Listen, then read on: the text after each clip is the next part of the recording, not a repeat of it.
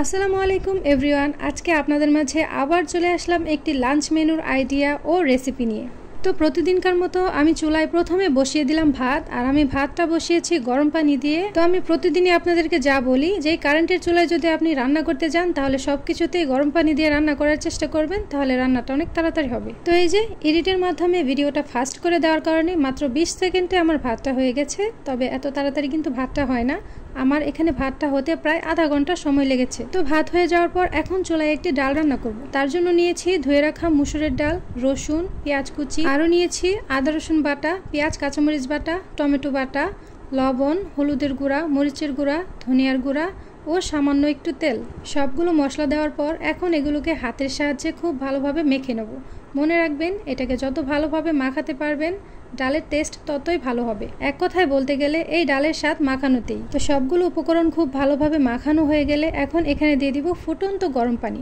আমি আবার বলছি, এই কারেন্টের চুলায় যদি আপনারা কিছু রান্না করতে যান তাহলে অবশ্যই আপনারা যখন পানি দিবেন তখন গরম পানিটা দেওয়ার চেষ্টা করবেন। তো এই যে দেখেন, এখানে ডালগুলো খুব ভালোভাবে সেদ্ধ হয়ে গেছে। এখন চামচের সাহায্যে একটু ভেঙে ভেঙে দেব, আর এখানে দিয়ে দেব গরম মশলার গুঁড়া। এখানে আপনারা জিরার গুঁড়াটাও দিতে পারেন, তবে আমার কাছে জিরার গুঁড়াটা ছিল না, আমার কাছে গরম মশলার গুঁড়া ছিল, তাই আমি সেটাই দিয়েছি। গরম মশলাটা দেওয়া হলে এটাকে ভালোভাবে কিছুক্ষণ মিশিয়ে নিলেই ডাল ভুনাটা তৈরি হয়ে যাবে।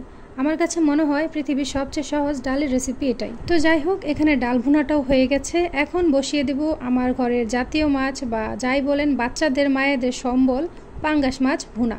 তো আপনারা কিন্তু একটা জিনিস খেয়াল করলে দেখতেই পারবেন যে পাঙ্গাস মাছ, ডিম, মুরগি এগুলো রান্না হলে ঘরে বাচ্চাদের খাওয়ানোর জন্য আর বেশি কষ্ট করতে হয় না।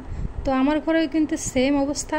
তাদেরকে এই জিনিসগুলো দিলে, এগুলো রান্না করে দিলে তারা ঝটপট খেয়ে ফেলে। তো এত কিছু বলার পরও কিছু পাপির দল এসে বলবে, আপু আপনি এত পাঙ্গাস মাছ কেন খান, আপনি আদা রসুন কেন খান না, বা আপনি কালো জিরা কেন খান? তো আপনাদের উদ্দেশ্যে আমি শুধু একটা কথাই বলবো, নিজেদের ভবিষ্যৎ নিয়ে পরিকল্পনা করুন, চিন্তা করুন, কারণ সামনে আপনাদের ভবিষ্যৎ অন্ধকার। কারণ আপনারা এই সামান্য বিষয় দেখেও বুঝতে পারেন না যে আমি যেটা পছন্দ করি না সেটা খাই না, যেটা পছন্দ করি সেটা খাই, আর যেটা আমার বাচ্চাদের ডিমান্ডে থাকে সেটা বেশি বেশি রান্না করি। আশা করি আপনারা সামান্য এই বিষয়টা বুঝতে পেরেছেন বা আমি আপনাদেরকে বোঝাতে পেরেছি।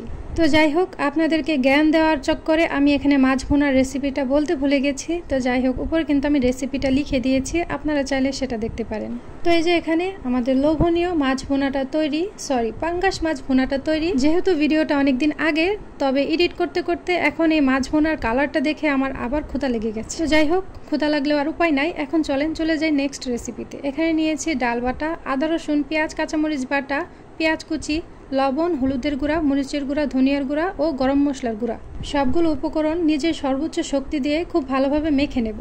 তারপর একটি কড়াইয়ে পরিমাণ মতো তেল দিয়ে তাতে ডালের মিশ্রণগুলোকে বড়ার শেপ দিয়ে তেলের মধ্যে ছেড়ে দিই। এখন বড়াগুলোকে দোনো সাইড দিয়ে উল্টিয়ে পাল্টিয়ে কিছুক্ষণ ভেজে নিলেই মুচমুচে বড়া তৈরি হয়ে যাবে। তো আশা করি আজকের এই সহজ রেসিপিগুলো আপনাদেরকে বোঝাতে পেরেছি, আপনারাও বুঝতে পেরেছেন। তো যারা আমার রেসিপি ভিডিওগুলো পছন্দ করেন তারা অবশ্যই আমার পেজটাকে ফলো দিয়ে দেবেন। আপনি যদি ইউটিউব থেকে দেখে থাকেন তাহলে অবশ্যই সাবস্ক্রাইব করে দিবেন। কমেন্টের মাধ্যমে আপনাদের মতামত জানাবেন, একটি লাইক দিয়ে আমাকে উৎসাহ করবেন, বেশি বেশি শেয়ার করে আরো মানুষের কাছে পৌঁছে দিতে সাহায্য করবেন। তো আজকের মতো এইটুকুই। সবাই সুস্থ থাকবেন। আল্লাহ হাফেজ।